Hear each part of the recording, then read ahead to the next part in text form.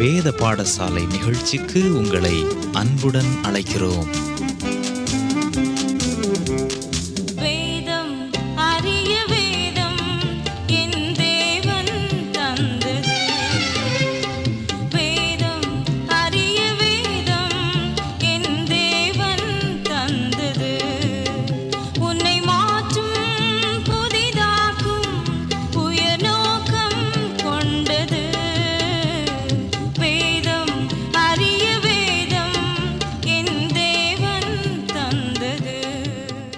நேயர்களே, மலைப்பிரசங்கம் இயேசுவின் பெரிய அருளுரையாக அமைந்துள்ளது. மலைப்பிரசங்கம் நமக்கு அருளும் சத்தியங்களை இன்றைய நிகழ்ச்சியில் கற்றுக்கொள்வோம். கிறிஸ்துவுக்குள் பிரியமானவர்களே, இயேசுவின் சிறந்த அருளுரையாக கருதப்படும் மலைப்பிரசங்கத்தை இன்றைய நிகழ்ச்சியில் கற்றுக்கொள்ள இருக்கிறோம். இந்த அருளுரை எந்த சூழ்நிலையில் இயேசுவால் கொடுக்கப்பட்டது என்பதை மத்தேயு அழகாக விவரிக்கிறார். கவனியுங்கள். மத்தேயு 4 அதிகாரம் 23 முதல் 5 அதிகாரம் 2 வரை.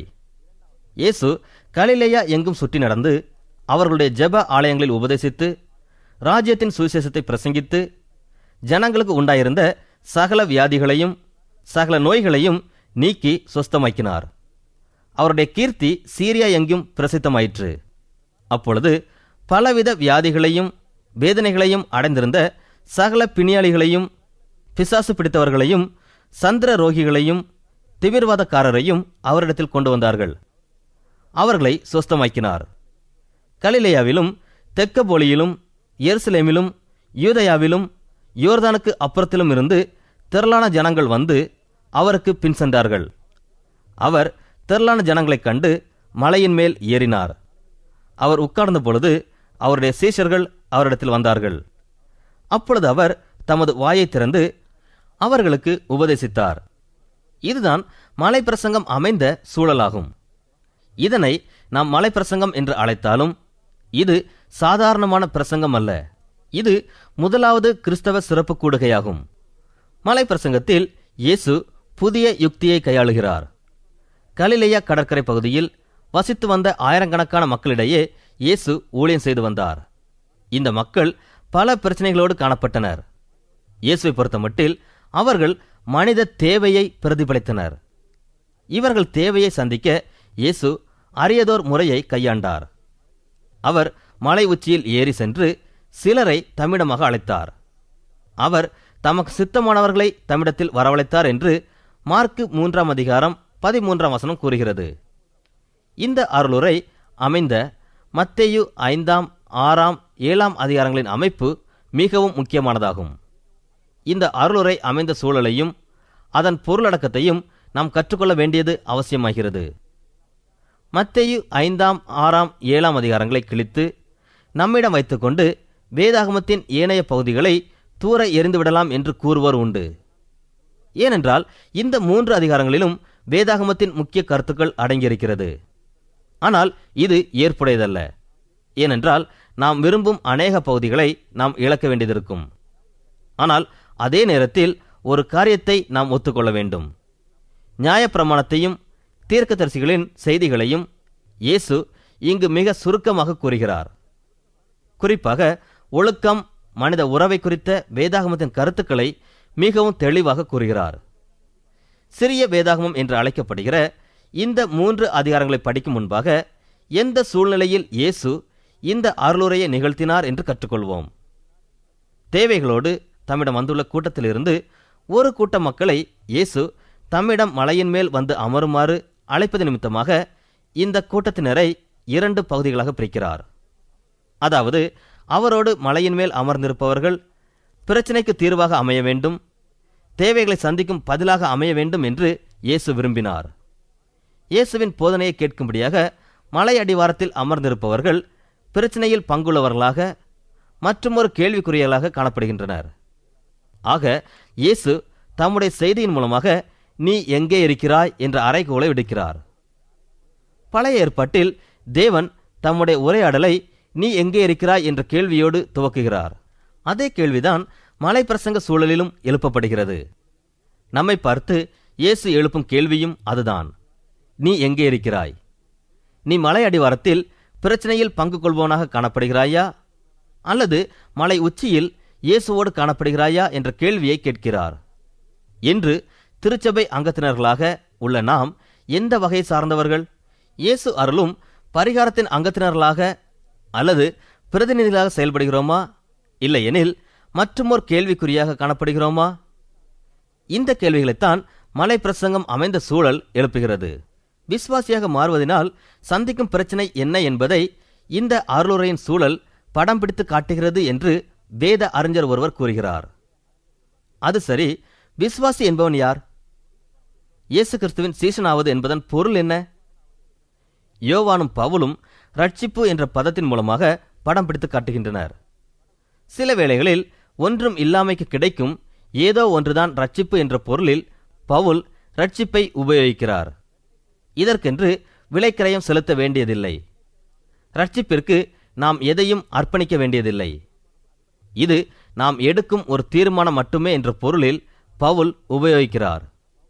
ஆனால் மத்தேயு இந்த கோணத்தில் இயேசு கிறிஸ்துவின் சுவிசேஷத்தை எழுதவில்லை. மத்தேயு ரட்சிக்கப்படுவதனால் நமக்கு என்ன லாபம் என்ற கோணத்தில் எழுதாமல் இதனால் இயேசுவுக்கு என்ன என்ற கோணத்தில் எழுதுகிறார். இயேசுவை நம்முடைய திட்டத்தில் இணைத்துக் கொள்வேன் என்பதல்ல, மாறாக இயேசு தம்முடைய திட்டத்தில் நம்மை இணைத்துக் கொள்கிறார். நாம் இயேசு அருளும் பதிலாக இருக்கிறோமா, அவருடைய பரிகாரமாக செயல்படுகிறோமா என்பதே இங்கு எழுப்பப்படும் கேள்வி.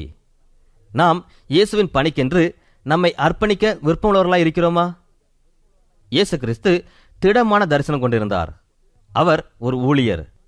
இப்பொழுது மறைப்பிரசங்கம் அருளப்பட்ட சூழலை நாம் புரிந்து கொள்வோம் என்றால் இது தெரிந்தெடுப்பின் கூட்டம் என்பதையும் புரிந்து கொள்வோம்.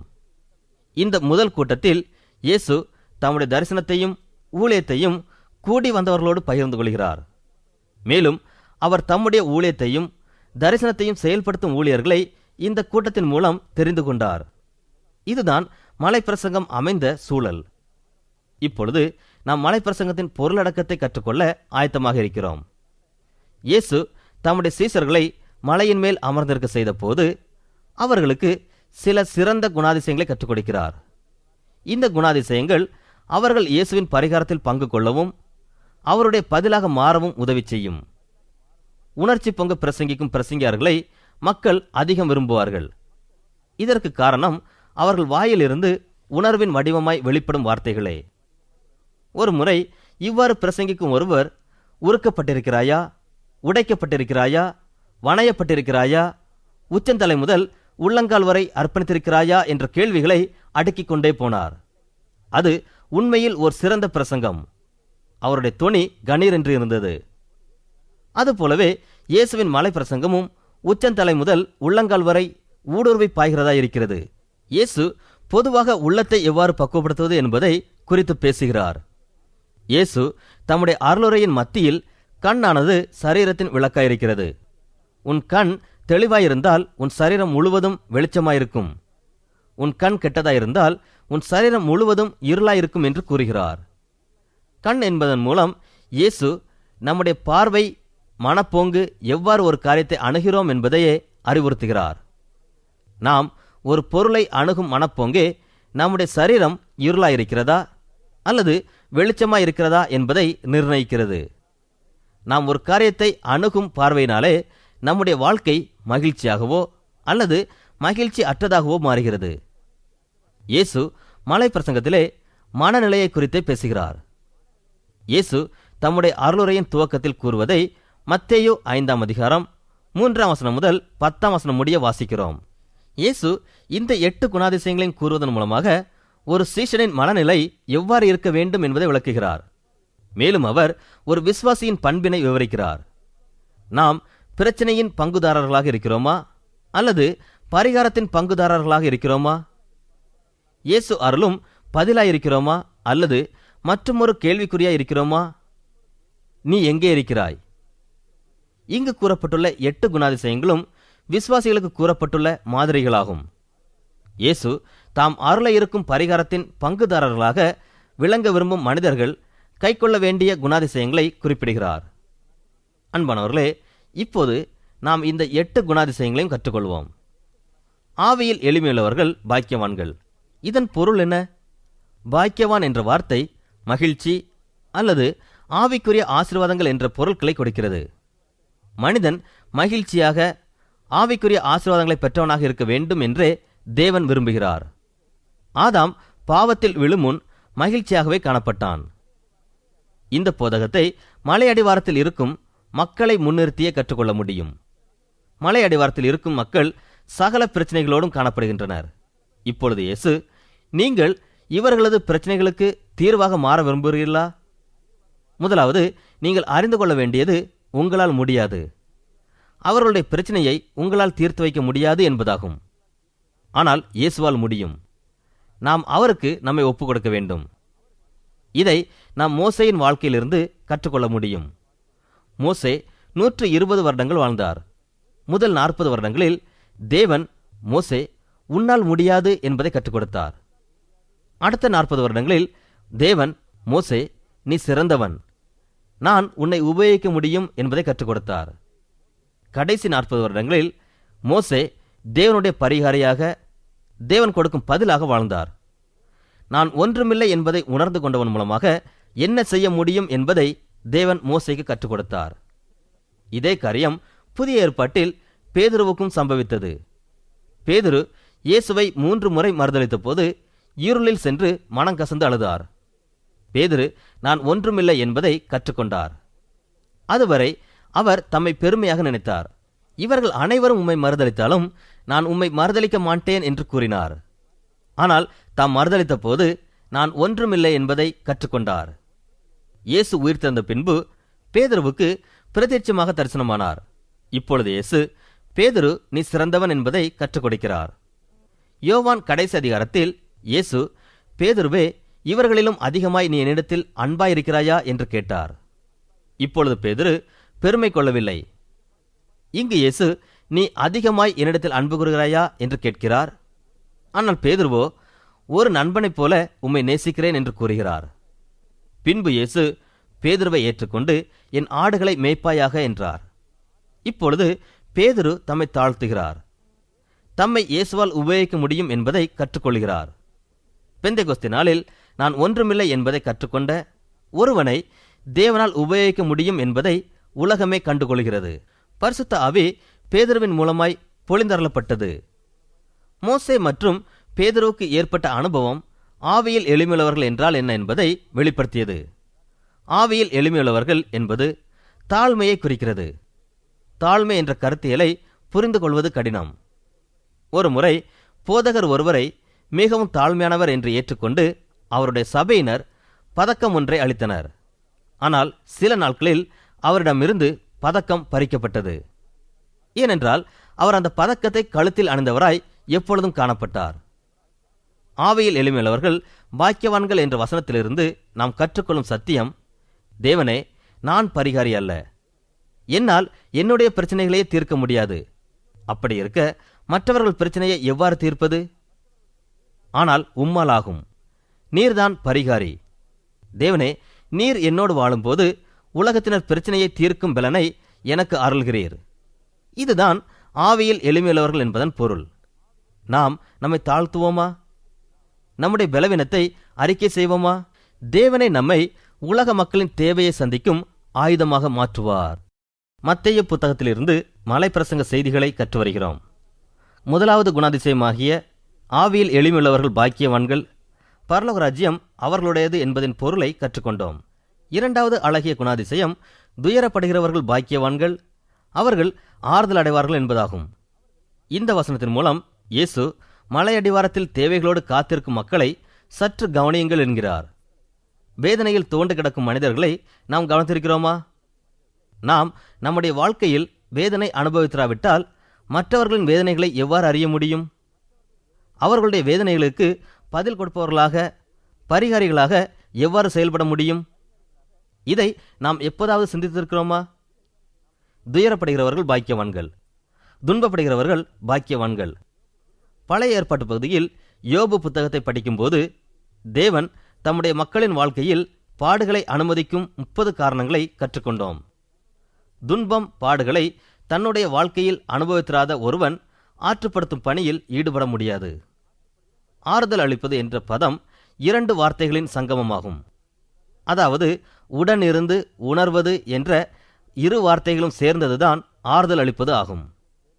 நாம் ஒரு முறையேனும் துயரத்தை அனுபவித்திராவிட்டால் எவ்வாறு துயரப்படுகிறவர்களின் உணர்ச்சியை உணர்ந்து கொள்ள முடியும்? இதைத்தான் இயேசு துயரப்படுகிறவர்கள் பாக்கியவான்கள் என்று கூறுகிறார். சற்று ஆழமாக சிந்தித்து பார்ப்போம் என்றால், இயேசு ஆறுதலை காட்டிலும் மேலானதோர் கருத்தை இங்கு வலியுறுத்துகிறார். ஆவியில் எளிமையுள்ளவர்கள் என்பதை நாம் கற்றுக்கொள்ளும் போது துயரப்பட வேண்டியதிருக்கும். மோசே, பேதுரு போன்றோருக்கு தேவன் உங்களால் முடியாது என்பதை எவ்வாறு கற்றுக் கொடுத்தார்? தோல்வியில் இருந்துதானே. தோல்வி என்பது நம்மை ஆவியில் எளிமையுள்ளவர்களாக்கும் ஆயுதங்களில் ஒன்று. இயேசு அருளும் பரிகாரத்தின் பதிலின் அங்கத்தினர்களாக மாறுவது வேதனை கொடுக்கும் ஒன்று. ஆனால் நாம் தவறிக்கொண்டே இருக்கிறோம். தோல்வியடைய நேரிடுமோ என்ற பயத்துடன் நாம் வாழ்ந்து வருகிறோம். தோல்வி அடையும் போது மிகவும் வேதனைப்படுகிறோம். சில வேளைகளில் தோல்வியினால் துயரப்படுகிறோம், அழுகிறோம். ஆனால் தோல்வியின் மூலமாக தேவன் ஆவியில் எளிமையாயிருக்க கற்றுக் கொடுக்கிறார். அடுத்த அழகான குணாதிசயம் சாந்த குணமுள்ளவர்கள் பாக்கியவான்கள் என்பதாகும். சாந்த குணம் என்பது மிகவும் தவறாக புரிந்து கொள்ளப்பட்ட வார்த்தையாகும். பலவீனமான அல்லது கோழையான என்ற பொருளில் வேதாகமம் இதனை உபயோகப்படுத்தவில்லை. சாந்த குணம் என்ற வார்த்தையை விளக்கும் ஒரு உதாரணத்தை கவனியுங்கள். நல்ல பலமுள்ள காட்டுக்குதிரை ஒன்றை கற்பனை செய்து கொள்ளுங்கள். இந்த குதிரை பழக்குவிக்கப்படவில்லை. அதற்கு கடிவாளம் இல்லை. அந்த குதிரையின் பலம் கட்டுப்பாட்டிற்குள் இல்லை. இதனை பழக்குவிக்க முதலாவது கடிவாளத்தை மாட்ட வேண்டும். குதிரை தனது எஜமானனை ஏற்றுக்கொள்ளும் போது கடைசியாக அவனுடைய கடிவாளத்திற்கு கட்டுப்படுகிறது. இப்பொழுது இந்த குதிரை சாந்த குணமுள்ளதாய் மாறிவிடுகிறது. அதன் பலன் குறையவில்லை. அது பழக்குவிக்கப்படுகிறது. சாந்த குணம் என்பது பழக்குவிக்கப்படுதல், ஒழுங்கு என்ற பொருட்களை கொடுக்கிறது. என் நுகத்தை உங்கள் மேல் ஏற்றுக்கொண்டு என்னிடத்தில் கற்றுக்கொள்ளுங்கள், நான் சாந்தமும் மனத்தாழ்மையுமாயிருக்கிறேன் என்று இயேசு கூறுகிறார். இதன் பொருள் பிதாவை பிரியப்படுத்தும் காரியத்தையே நான் செய்கிறேன் என்பதாகும். இயேசு பிதாவின் ஒழுங்கின்படி பிதா விரும்பும் செயல்களையே செய்து வந்தார். நான்காவது அழகிய குணாதிசயம் நீதியின் மேல் பசித்தாகம் உள்ளவர்கள் பாக்கியவான்கள், அவர்கள் திருப்தி அடைவார்கள் என்பதாகும். மூன்றாம் நான்காம் குணாதிசயங்கள் ஒன்றுக்கொன்று தொடர்புடையதாகும்.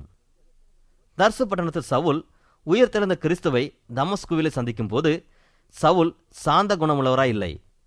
விசுவாசிகளை கொலை செய்து கொண்டிருந்தார். சபையை சித்திரவதை செய்து கொண்டிருந்தார். உயிர்த்தெழுந்த கிறிஸ்துவை சந்தித்ததை பவுல் பல இடங்களில் குறிப்பிடுகிறார்.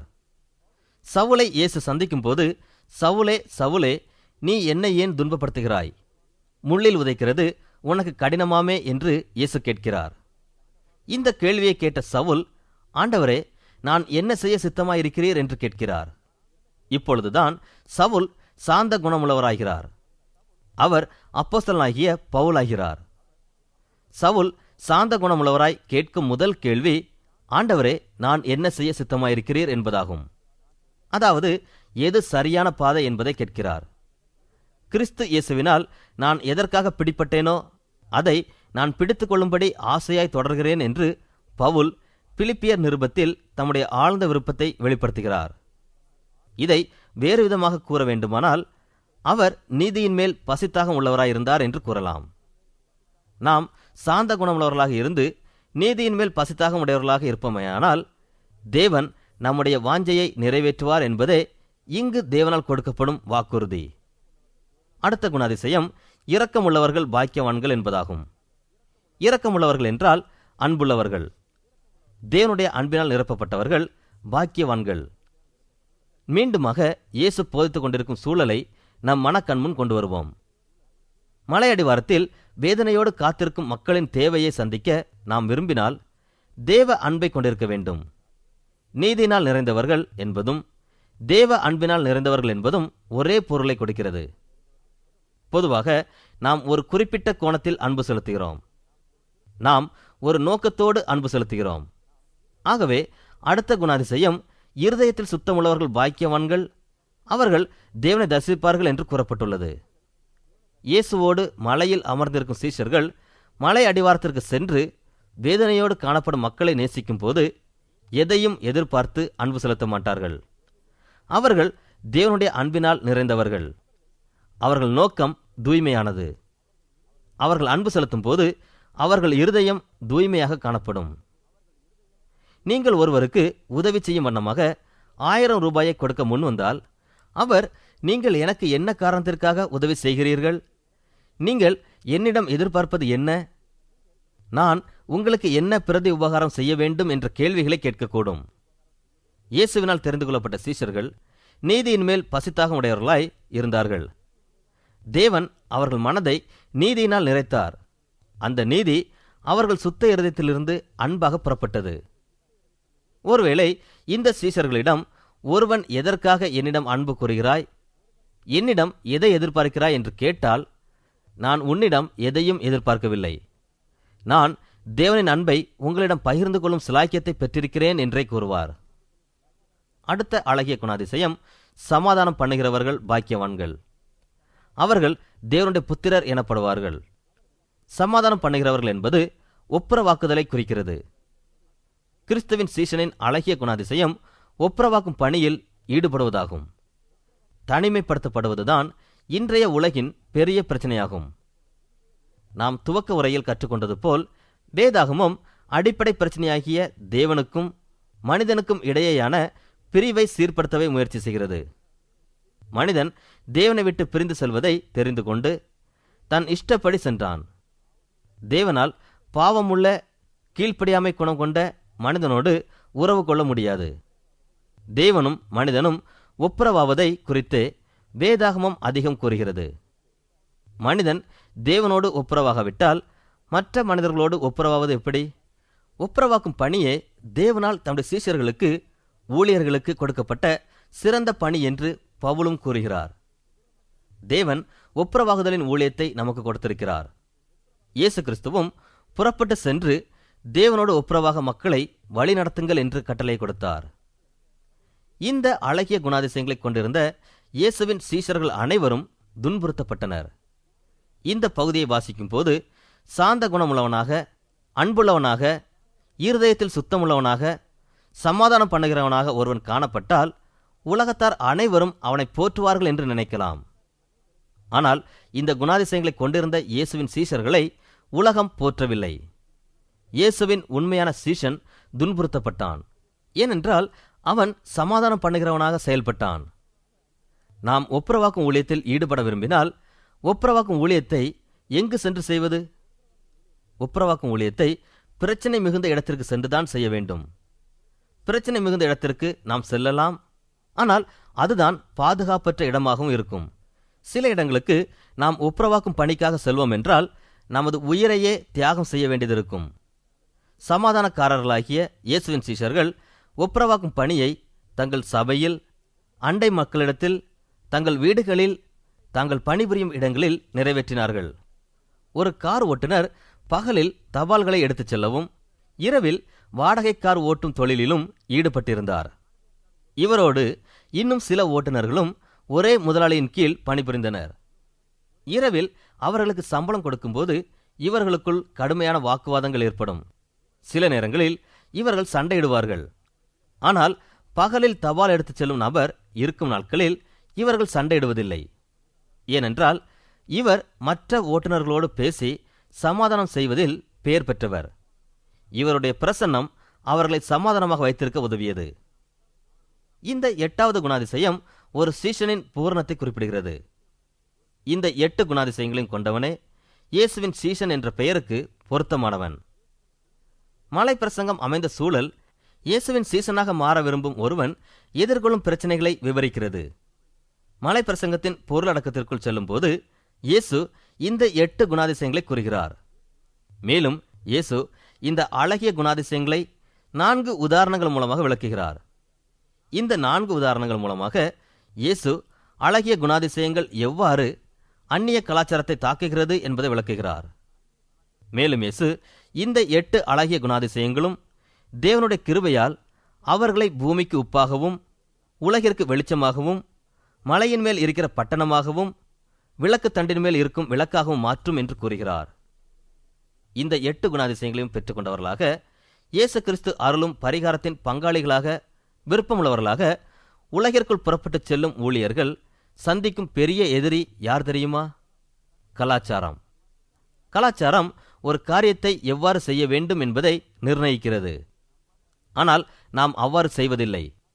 நாம் இயேசு விரும்பும் வண்ணமாக ஒரு காரியத்தை செய்வதில்லை. மாறாக நாம் விரும்புகிற வண்ணமே செய்கிறோம். இதனை நாம் கலாச்சாரம் என்று கூறுகிறோம். மலை பிரசங்கத்தின் சூழலையும் பொருளடக்கத்தையும் புரிந்து கொள்ளும்போது நாம் இயேசு கிறிஸ்து ஒரு புரட்சியை ஏற்படுத்துவதை அறிந்து கொள்வோம். இயேசு கிறிஸ்து கலாச்சாரத்தில் ஒரு புரட்சியை ஏற்படுத்த வந்தவர். நாம் இயேசு கிறிஸ்துவின் சீசர்களாக இருப்போம் என்றால் கலாச்சாரத்தை கண்டு பயப்பட மாட்டோம். நாம் கலாச்சாரத்தை தாக்கப் போகிறோம் என்ற தரிசனத்தோடு புறப்பட்டு செல்வோம். அன்பானவர்களே, நாம் தொடர்ந்து மத்தேயு 5, 6, 7 அதிகாரங்களை கற்றுக்கொள்ள இருக்கிறோம்.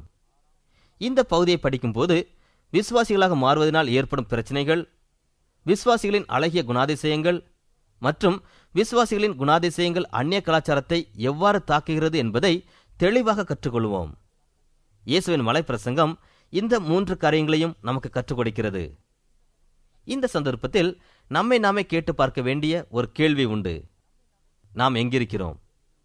நாம் இயேசுவோடு மலையின் மேல் இயேசுவின் சீஷர்களாக, இயேசு அருளும் பரிகாரத்தில் பங்கு கொள்கிறவர்களாக இருக்கிறோமா? இல்லையெனில் இன்னமும் மலை அடிவாரத்தில் பிரச்சனைகளில், வேதனையில் பங்கு கொள்ளும் மக்கள் கூட்டமாக இருக்கிறோமா? நம்முடைய ஆவிக்குரிய வாழ்க்கையில் நாம் எங்கிருக்கிறோம்? இயேசுவின் சீசர்களாக நம்மை ஒப்புக் கொடுப்போமா? இயேசுவின் பரிகாரத்தில் பங்கு கொள்ளும் சீசனாக நாம் ஒவ்வொருவரும் மாற வேண்டும் என்று இயேசு விரும்புகிறார். நிகழ்ச்சியை கேட்டமைக்காக நன்றி கூறுகிறோம். எங்கள் முகவரி: வேத பாடசாலை, தபால் பெட்டி எண் 34, திருநெல்வேலி 2, தமிழ்நாடு. மீண்டும் கூறுகிறோம்: வேத பாடசாலை, தபால் பெட்டி எண் 34, திருநெல்வேலி 2, தமிழ்நாடு.